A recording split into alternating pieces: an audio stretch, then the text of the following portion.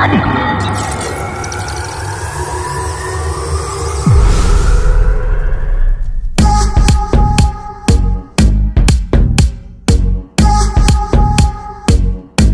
नमस्कार। आपका फिर से एक बार स्वागत है राजीव गांधी विचार विकास मंच सोशल मीडिया चैनल पर। और आज हमारे साथ में चर्चा करने के लिए आए हुए हैं माननीय राजू जी चौथमल, जो राजीव गांधी विचार विकास मंच के महासचिव तथा महाराष्ट्र प्रभारी है। आपका बहुत बहुत स्वागत। धन्यवाद विनोद जी। राजू जी कहना चाहते हैं कि ये जो बीजेपी का मानस है कि एक तरफ आरक्षण को खत्म करने का दौर इनका चालू हो गया है और आने वाली विधानसभा को मद्देनजर रखते हुए एक तरफ तो आरक्षित समाज को दूर करने की कोशिश, फूट डालने की कोशिश कर रहे हैं, क्योंकि कांग्रेस के फेवर में चली गई थी वो। और दूसरी तरफ आरक्षण न चाहने वाले वर्ग को अपने पास ही रख के खुश करने की कोशिश की जा रही है जी हाँ, ताकि आरक्षित समाज में से भी जो हिंदू वादी समझने वाले लोग हैं कम से कम उतना वोट परसेंटेज वो काट सके। जी हाँ। तो हमारा जनता से यही विनती है कि ऐसे जो निर्णय हो रहे हैं वो सुप्रीम कोर्ट के निर्णय भी कहीं ना कहीं दबाव में आके होने वाले निर्णय दिख रहे हैं। तो जनता को चाहिए कि हर निर्णय को सोच समझ के परखे और उनके फेवर में वो निर्णय है या नहीं है उसको समझे। और ये बीजेपी के फेवर में हमारे जो नेता हैं जो बहुजन वर्ग से आते हैं, जो दलित वर्ग से आते हैं, उस नेताओं को मजबूरी है कि वो बीजेपी का समर्थन करें। जी हाँ। तो उनका भी विरोध करें। क्योंकि सच्चाई ये है कि उनके प्रतिनिधित्व से हमें अगर कोई फर्क नहीं पड़ रहा है और हमारे मौलिक अधिकारों का हनन हो रहा है तो जनता उस तरह से आनी चाहिए सामने। और जिस प्रकार से हमने कहा कि जिस प्रकार से राहुल गांधी जी को भारत जोड़ो यात्रा में प्यार मिला है तो आने वाली विधानसभा में भी मिलेगा।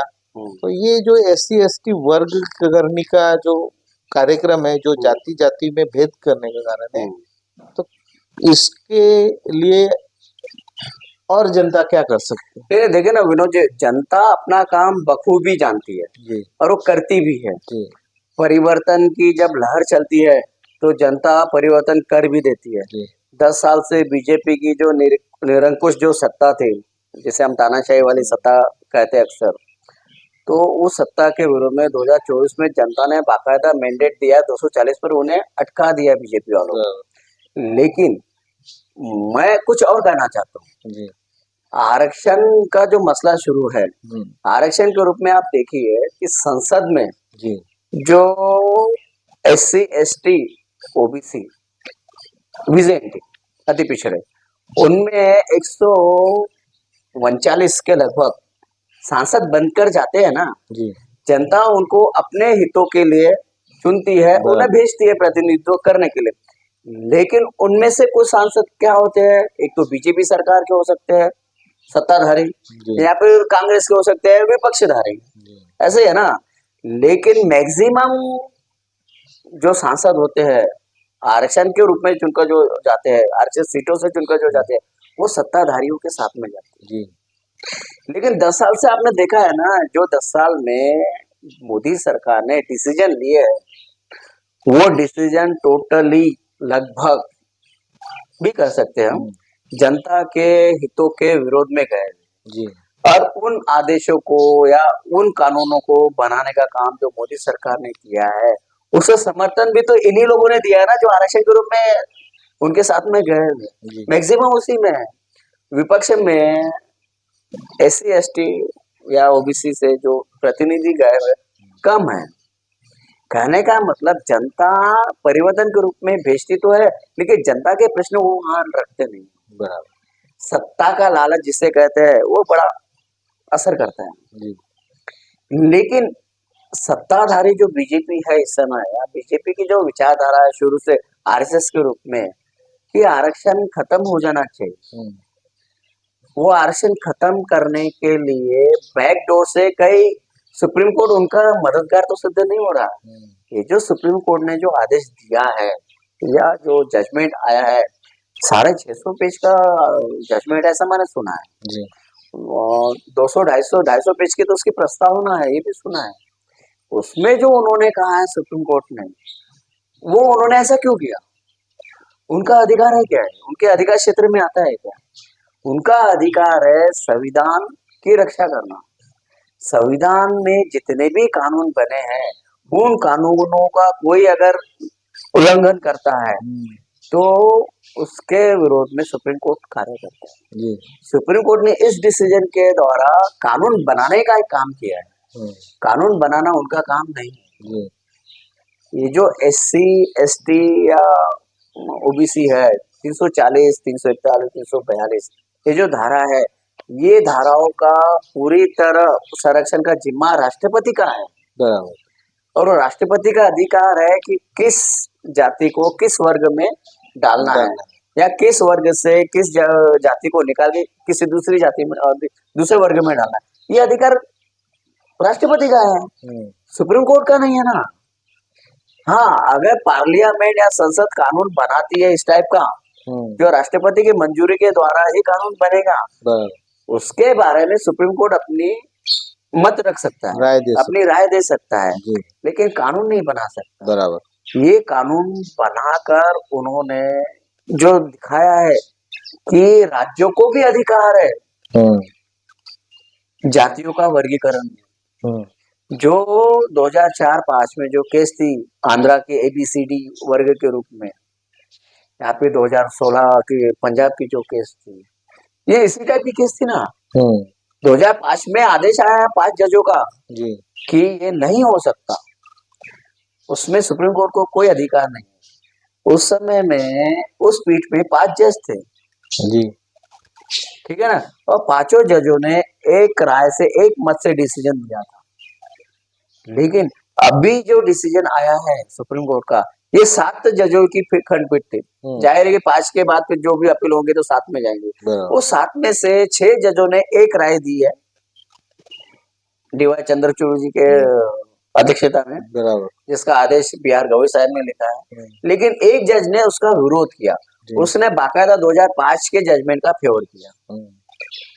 तो एक ये जज अभी के बेला त्रिवेदी जी, और उस समय के 2005 के 5 जज मिला के 6 होते हैं। वो 6 और ये 6 2024 के सेम हुआ ना। ये तो आदेश ही असंवैधानिक रूप से माना जाए जी, है ना। मुझे तो ऐसा लगता है इनका आदेश आना चाहिए इस टाइप का 9 जजों का या 11 जजों का या फिर 13 जजों की खंडपीठ का। बाकायदा इसके बारे में पिटीशन जाएंगी, सुप्रीम कोर्ट में जाएंगी। बराबर।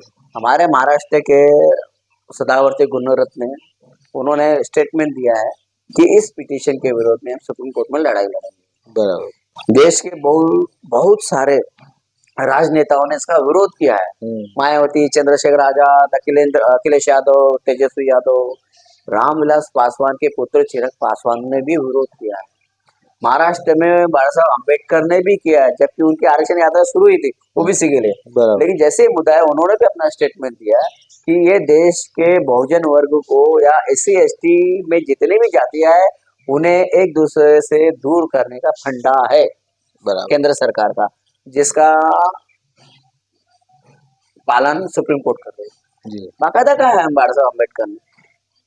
लेकिन दक्षिण भारत के जो प्रमुख राज्य है, तमिलनाडु, आंध्र प्रदेश, तेलंगाना, कर्नाटक, इन्होंने सुप्रीम कोर्ट के इस आदेश का स्वागत किया है जी। हमारे दलित नेता रामदास जी आठवले, उन्होंने भी इसका स्वागत किया है। करना ही था क्योंकि बीजेपी में है, बीजेपी समर्थन है।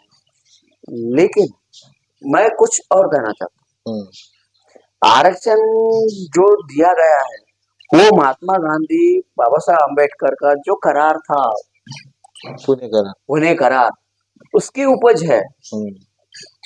क्योंकि महात्मा गांधी का एक विचार था जो बाद में बाबा साहब ने मान्य किया इस बात को 1932 में। महात्मा गांधी ने ये कहा था कि जितनी भी जातियां हैं, जो दबी कुचली जातियां हैं, उन जातियों में आपसी वैमनस्य नहीं बढ़ना चाहिए या दुरा नहीं होना चाहिए। वो एक जगह पर किस प्रकार से आए, वो आरक्षण के रूप में आ सकती है। ये मुद्दा बाबा साहब को महात्मा गांधी ने बिल्कुल मैंने अच्छे से समझा है, बाबा साहब ने मान्य किया। और बाबा साहब ने बाकायदा जब संविधान की निर्मित की, उसमें तरतूद की है 340, 341, 342 धाराएं जो जुड़ी है संविधान में। उन्होंने एससी में ही वंशार जातियों को एक जगह पर लाया। बराबर। आज वो वंशार जातियां एक जगह पर आई है, भले ही लालच आरक्षण का हो, वो लालच के मारे ही अगर एक जगह पर आई है और इतने वर्षों से एक वर्ग में रह रही है। झगड़े कहाँ हैं?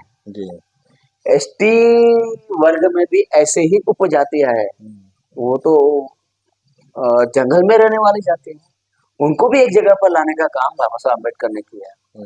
अगर उनका भी वर्गीकरण कर दिया जाए तो जो महात्मा गांधी की सोच थी, जो बाबा साहब ने संविधान में इम्प्लीमेंटेशन किया है, उसका तो खुला उल्लंघन हो चुका है ना। ऐसा आपको नहीं लगता क्या विनोद जी? संविधानिक तरतूद है, क्योंकि आरक्षण गरीबी उन्मूलन का रास्ता नहीं है।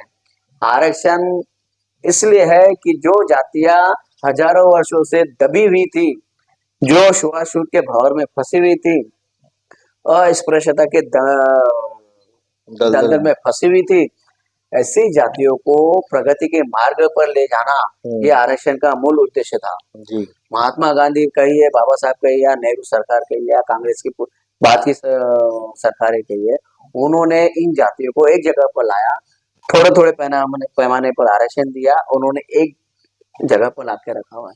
समानता का जो अधिकार होता है 14 आर्टिकल, वो उसके तत्वों का पूरा पालन आरक्षण के रूप में हुआ है। लेकिन आज जो डिसीजन आया है वो आर्टिकल 14 का भी उल्लंघन है। संविधान की मूल संरचना का उल्लंघन तो है ही है, आर्टिकल 14, 15, 16 का भी उल्लंघन। और सुप्रीम कोर्ट से ये मैं अभिलाषा, मैं कल्पना भी नहीं कर सकता कि सुप्रीम कोर्ट का ऐसा कोई आदेश आएगा। सुप्रीम कोर्ट सिर्फ संविधान का रक्षक हो सकता है, कानून बनाने वाला नहीं हो सकता। कानून बनाने का अधिकार पार्लियामेंट को है, सुप्रीम कोर्ट को नहीं। जी, ऐसा मेरा विचार है। तो आपने तो बहुत सही बात कही है कि कानून बनाने का अधिकार तो पार्लियामेंट का है, और इस निर्णय की वजह से मुझे ऐसा लगता है कि अभी फिलहाल में बांग्लादेश का तख्ता पलट हो गया। और मैंने कहा इजराइल में भी नाइजीरिया करके एक देश है, वहां पे भी महंगाई का इतना भयंकर विस्फोट हो गया है कि जनता पब्लिक हर शोरूम में या घरों में घुस के जो मिल रहा है वो छीन के लेके जा रही है। उसी प्रकार से श्रीलंका में भी हमने देखा था कि इसी प्रकार से जनता का उद्रेक हो गया था।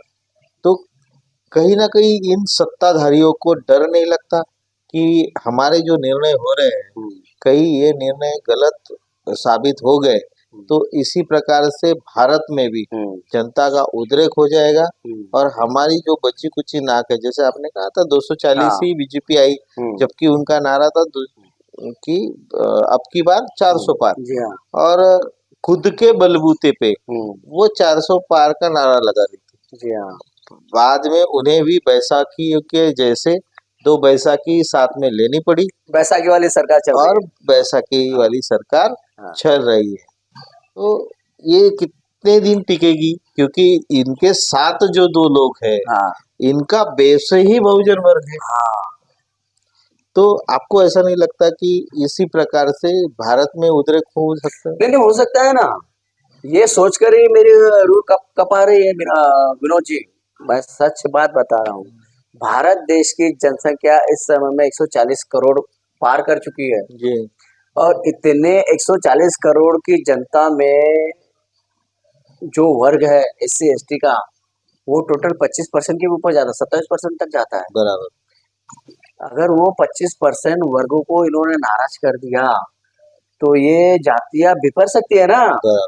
डर लगता है सरकार को भी, डर इस बात का है कि कहीं ये बिफर ना जाए जी, उग्र ना हो जाए जी। सरकार को इस बात का डर लगता है, लेकिन सरकार उनके अगेंस्ट में कुछ और फंडे भी निकालती है। बराबर।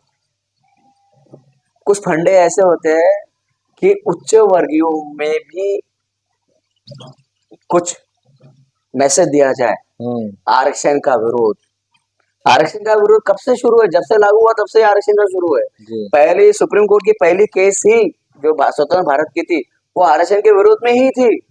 दोराई राजन चंपाकन की जो थी ना, वो मद्रास की केस थी, वो आरक्षण के विरोध में ही थी।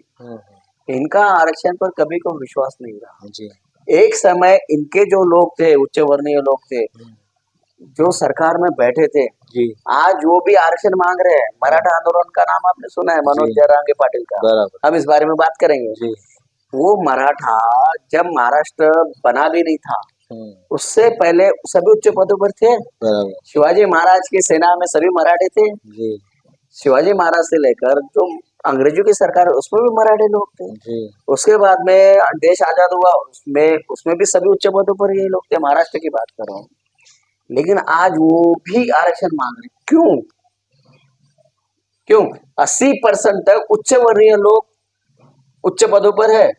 IAS अधिकार हो, IPS अधिकारी हो, या फिर राजकीय आरक्षण हो, या फिर सरकारी सर्विस पर आरक्षण हो, या सरकारी उपक्रम की संस्थाओं में आरक्षण के रूप में। बराबर।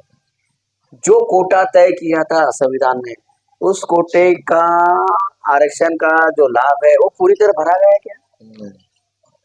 अगर SC को 15% दिया है तो 15% का कोटा पूरी तरह भरा है क्या? जी नहीं। वह मुश्किल 2 से 4% और 5% भरा हुआ है। तो बचा हुआ आरक्षण का कोटा किसने भरा है? सुप्रीम कोर्ट ने इस पर ध्यान क्यों नहीं दिया डिसीजन देने से पहले? जब उन्होंने कहा है BR गवे चंद्रचूड़ साहब ने कि आरक्षण के रूप में जो पहली पीढ़ी ने आरक्षण का लाभ लिया है, उसका दूसरी पीढ़ी को लाभ नहीं मिलेगा। बराबर। क्रीमी लेयर लागू कर दिया उन्होंने, क्या करने की बात कही है। लेकिन मुझे एक बात बताइए, अगर किसी संस्था में या किसी फील्ड में SC का 15% कोटा है और वो सिर्फ 5% भरा है, तो बाकी 10% पर कौन है? वो 10% खाली है या उसकी जगह पर कोई और लोग आ चुके हैं? तो मुझे आप बताइए, जो सरकारी तंत्र में, even supreme court, high court में कितने ब्राह्मण जजेस है? बराबर। कितने एडवोकेट्स है? सरकार में ब्यूरोक्रेट्स में कितने ब्राह्मण है या कितने उच्च वर्गीय लोग हैं? आपने कल्पना किया? नहीं किया, मैंने भी नहीं किया। लेकिन सुप्रीम कोर्ट ने इस बारे में ध्यान क्यों नहीं दिया? सुप्रीम कोर्ट ने ये डिसीजन देने से पहले कम से कम उनकी जनगणना क्यों नहीं कराई कि कम से कम उनके SC ST के प्रवर्ग के जितने भी कोटे हैं वो भरे कि नहीं भरे? आज तक भरे हैं क्या? उसके बाद में ये जातियों में जो झगड़े लगा रहे हैं, अभी मैंने बताया ना आपको, मांग समाज का जो प्रतिनिधि जिन्होंने आंदोलन किए, जिन्होंने निवेदन दिए, उनका तो कहना ये था कि 1927 से कहना था कि बाबा साहब अम्बेडकर ने हमारे साथ भेदभाव किया है। उन्होंने महार जाति को ज्यादा प्राधान्य दिया, महार जाति को वो सब दिया, हमें कुछ नहीं दिया। बराबर। आरक्षण जब SC का लागू हुआ है तो मांग समाज को मिला है ना। बराबर। अब अगर कलेक्टर की पोस्ट है, जिलाधिकारी की पोस्ट है, उसमें कुछ एबिलिटी होती है ना, लाइबिलिटी होती है, पढ़ाई होती है, गुण होते हैं, वर्ग भी होते हैं। SC में से अगर कोई कलेक्टर की सीट राखी होती है तो वो उतनी पढ़ाई लिखाई करके उसकी योग्यता वाला ही व्यक्ति वापस जाएगा। बराबर। लेकिन अगर निचली जाति में कोई पढ़ा ही नहीं है और वर्गीकरण के रूप में अब ABCD डालेंगे और कोई पढ़ा लिखा नहीं है, तो कैसे जिलाधिकारी पद पर बैठेगा? सुप्रीम कोर्ट ने इस पर ध्यान क्यों नहीं दिया? कोई टीचर की अगर पोस्ट है तो टीचर की ही पढ़ाई लगेंगी, टीचर की योग्यता लगाएंगे, चपरासी की थोड़ी लगेंगे। बराबर। अगर आपका क्राइटेरिया या एबिलिटी या लाइबिलिटी या योग्यता उस मापदंड का है तो आपको SC का आरक्षण का लाभ महार को नहीं, मांग को भी मिलेगा, लोअर को मिलेगा, वडर को मिलेगा, जमात को मिलेगा, हर किस को मिलेगा। बशर्ते उसकी लाइबिलिटी सिद्ध होना चाहिए। सुप्रीम कोर्ट ने इस बारे में ध्यान ही नहीं दिया। वर्गीकरण करने का जो आदेश आया हुआ है वो SC ST, SC में से SC लोगों की जितनी विभिन्न जाति है को डिवाइड करने का काम करेंगे, ST में जितनी भी उप जाति है उसको डिवाइड करने का काम करेंगे। वो डिवाइडेशन की वजह से कुछ नई लीडरशिप तैयार होगी और वो नई लीडरशिप का पूरा फायदा बीजेपी को होने वाला है। बराबर। क्योंकि जब तक माइनॉरिटीज SC ST के वोटों में डिवाइडेशन होता नहीं है तब तक बीजेपी जीतती नहीं है। बराबर। और बीजेपी जो लोकसभा में जो हालत कर बैठी है, अपना हाल जो कर बैठी है, वो उनके ध्यान में आया है, कुछ करना चाहिए। मुझे लगता है बैक डोर से एक तीर चलाया है, जो धनुष्य सुप्रीम कोर्ट है, तीर बीजेपी का, ऐसा मुझे लगता है। तो कहीं ना कहीं हम ये देख रहे हैं कि ये सारी प्रोसेस के पीछे जो दिमाग है जी, वो कहीं ना कहीं केंद्र सरकार बीजेपी का है। हाँ, और हम वही कह रहे थे कि जनता से हमारी गुजारिश है कि सारे निर्णय को सोच समझ के देखना चाहिए। आपने काफी अच्छी बताई और हमने ये भी देखा कि जो आरक्षित सीट है, हाँ, आज जिस चीज पे लोग लड़ रहे हैं, हाँ, एक समय ऐसा था जब बाबा साहब ने कहा था कि मराठों को, ओबीसी को मैं आरक्षित देता हूँ, हाँ, तब नहीं कहा था उन्होंने, नहीं, तब हमें चाहिए नहीं। तब इन्होंने बाबा साहब का काफी मात्रा में विरोध किया था और उस विरोध को ये करके आरक्षण को नाकारा था। अब ऐसी परिस्थिति आ गई थी कि जरांगे पाटिल को या मराठा समाज को भी आरक्षण के लिए लाखों के मोर्चे निकालने पड़े। जी हाँ। दूसरा, एक स्वर्ण समाज है जो जनरल कैटेगरी, ओपन कैटेगरी में आता है, वो भी आरक्षण का काफी मात्रा में विरोध करता जी है। हाँ।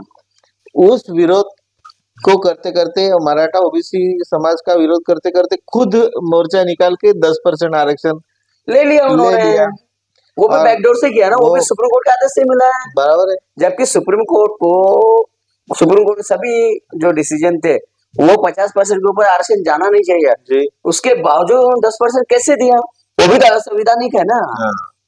तो एक तरफ मराठा समाज को कहा जाता था कि भाई इसका जो रेशियो है आरक्षण का वो खत्म हो गया, हम इसमें अमेंडमेंट्स नहीं कर सकते। दूसरी तरफ 10% स्वर्ण समाज को आरक्षण देना ये भी कहीं ना कहीं असंवैधानिक है। और हमें लगता है कि अगर जातियों का वर्गीकरण करके, जातियों में भेद निर्माण करके, जाति में पिछले साल जैसे अस्पृश्यता, छुआछूत और निचली उछली जाति ऐसे प्रकार होते थे, कहीं ना कहीं वो शायद इस डिसीजन से रिपीट ना हो जाए और जनता का उद्रेक ना हो जाए। और जैसे आपने कहा कि सुप्रीम कोर्ट का काम है कि संविधान की रक्षा करना, उसी प्रकार से जनता की रक्षा करना। और अभी जो परिस्थिति सुप्रीम कोर्ट के ये निर्णय से निर्माण हुई है, आने वाले इसमें जनता का काफी उद्रेक होगा। अगर इन्हें चाहिए तो जातियों का जो संवैधानिक रूप से पहले से आरक्षित वर्गीकरण है उसको पहले देखे कि इन्होंने जो आरक्षित सीटें रखी है क्या वो आरक्षित सीटें सही मात्रा में उसी वर्ग को मिल रही है, उसका ऑडिट करना चाहिए। अगर नहीं मिल रही है तो उसका लाभ कौन सी जाति ले रही है। अगर वो जाति का प्रमाण ज्यादा है तो उसका प्रमाण कट करके बाकी लोगों को देना चाहिए। बिल्कुल। और ये जो आपने दूसरी बात कही क्रीमी लेयर की, तो मुझे नहीं लगता कि बाबा साहब का भी नॉलेज इतना कम होगा कि उन्होंने ये डाला नहीं, है ना। अब उस समय मैंने कहा ओबीसी समाज को आरक्षण की जरूरत नहीं थी, इस वजह से वो प्रावधान किए गए। अगर अब ओबीसी उस समय बाबा साहब के दिए हुए आरक्षण को एक्सेप्ट कर ली तो मुझे नहीं लगता था कि ये जो चित्र अभी बन रहा है वो नहीं बनता था। तो काफी वैचारिक थे बाबा साहब। और हम ये चाहेंगे राजू जी कि आप भी आपके तरफ से एक जनता को संदेश दे। नहीं, हमारा तो जनता को संदेश है ना, लेकिन मेरा संदेश है हमारे चैनल की ओर से या फिर मेरे जितने भी दोस्त मित्र परिवार जो भी अशुभ चिंतक है उनकी ओर से मैं सुप्रीम कोर्ट से ये कहना चाहता हूँ कि इस वर्गीकरण का जो SC ST का जो वर्गीकरण करने का जो आपने आदेश दिया है या राज्य सरकार को जो अधिकार दिया, केंद्र सरकार को अधिकार दिया है, उसका पालन सुप्रीम कोर्ट से क्यों नहीं करते। सुप्रीम कोर्ट में कितने पिता पुत्रों की जोड़ियां हैं। स्वयं चंद्रचूड़ साहब के पिताजी भी सुप्रीम कोर्ट के चीफ जस्टिस रह चुके हैं। तो वो जो डिसीजन है अभी का वो वहां क्यों नहीं लागू होता। उन्होंने करना चाहिए। उन्होंने कहा है ना, सुप्रीम कोर्ट के 6 जजों ने लगभग एक सुर में कहा है कि जिन पीढ़ियों ने आरक्षण का लाभ लिया है दूसरी पीढ़ी को आरक्षण का लाभ ना दिया जाए। बराबर। तो सुप्रीम कोर्ट में जजों की जो नियुक्ति होती है वो किस क्राइटेरिया में होती है।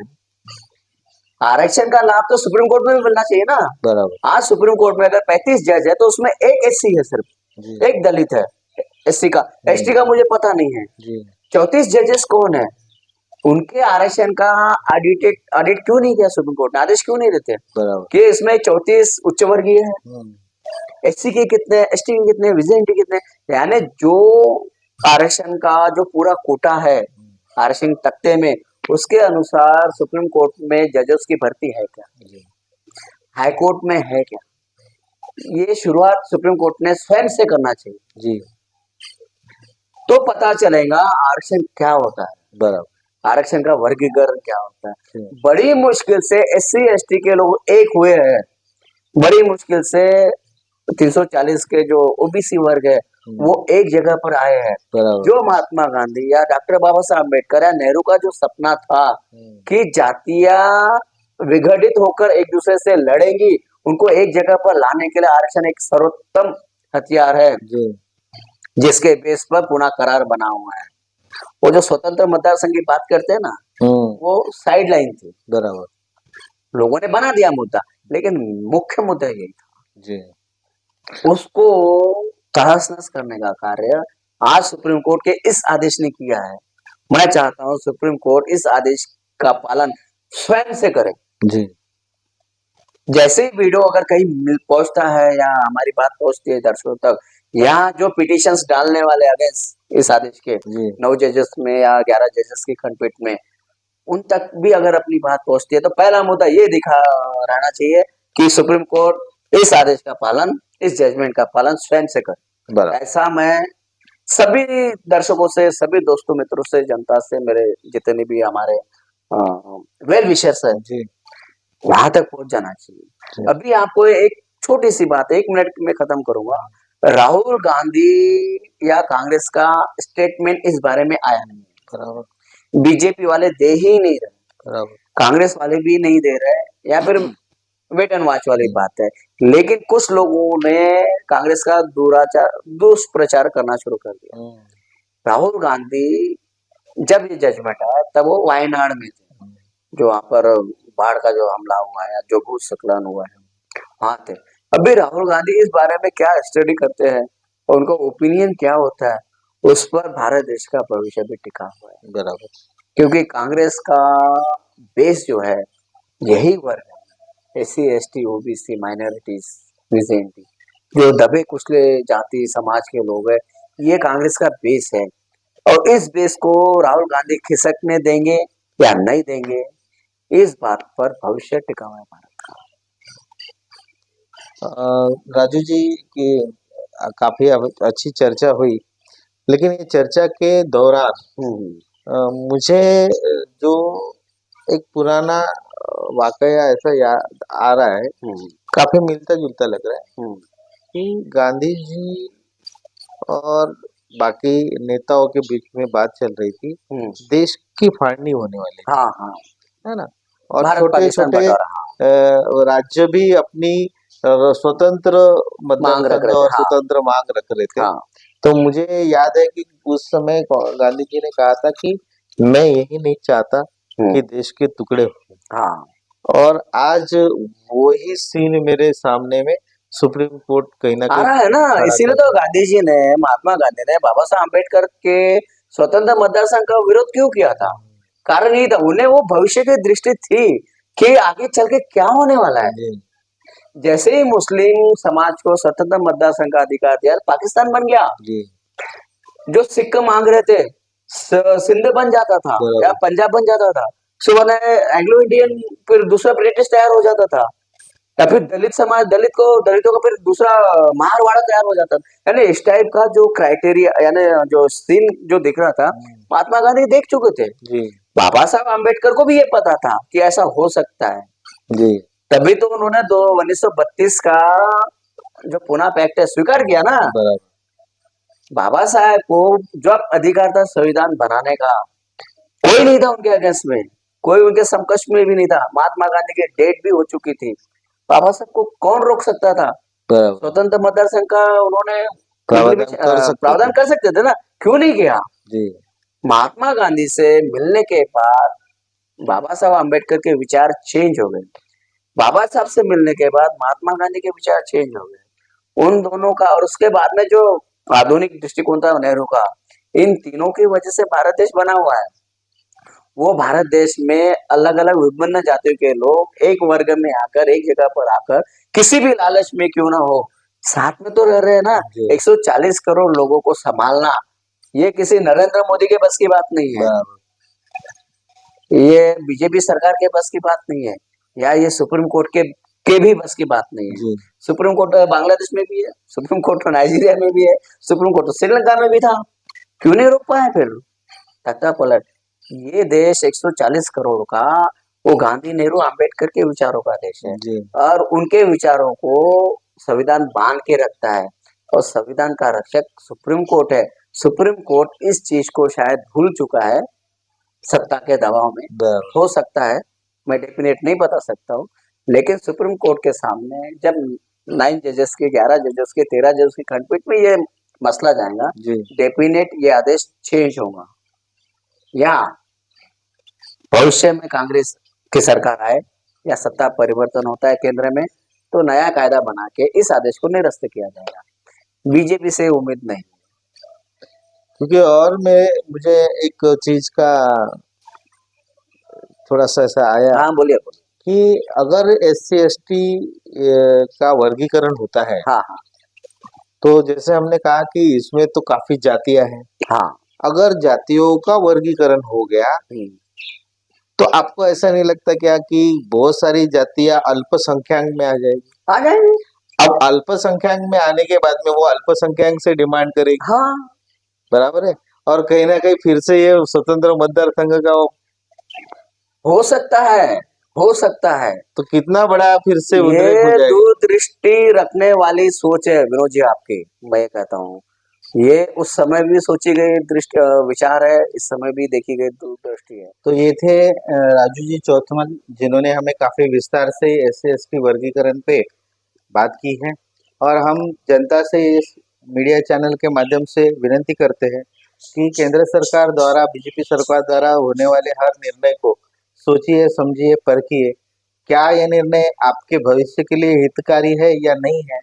आने वाले 21 तारीख को बहुजन वर्ग के नेताओं ने भारत बंद का आह्वान किया हुआ है। अगर आपको लगता है कि ये निर्णय गलत है तो आप उनके साथ में रास्ते पे उतरिए, क्योंकि आज विरोध नहीं करेंगे तो भविष्य में आप कभी विरोध नहीं कर पाएंगे। और जैसे राजू जी चौथमल ने आपके साथ साथ, जनता के साथ साथ वकील संघ या जो पिटीशन दाखिल कर सकते हैं, ऐसे लोगों से विनती की है कि आप भी इस निर्णय को परखें और पिटीशन इसके अगेंस्ट में आप दाखिल करें। और मीडिया के द्वारा, इस मीडिया के द्वारा अगर ये वीडियो सुप्रीम कोर्ट के किसी भी अधिकारी, हाई कोर्ट जज या किसी वकील संघ के तरफ जाता है, तो हमारी अपील है कि इस निर्णय को फिर से एक बार जनता की ओर से सोच के, क्या ये निर्णय सही है या गलत है, इसके बारे में जरूर सोचें। तब तक के लिए आप सभी का धन्यवाद। जय भीम, जय भारत। राजू जी आप आए, बहुत बहुत धन्यवाद। जय भीम, जय भीम।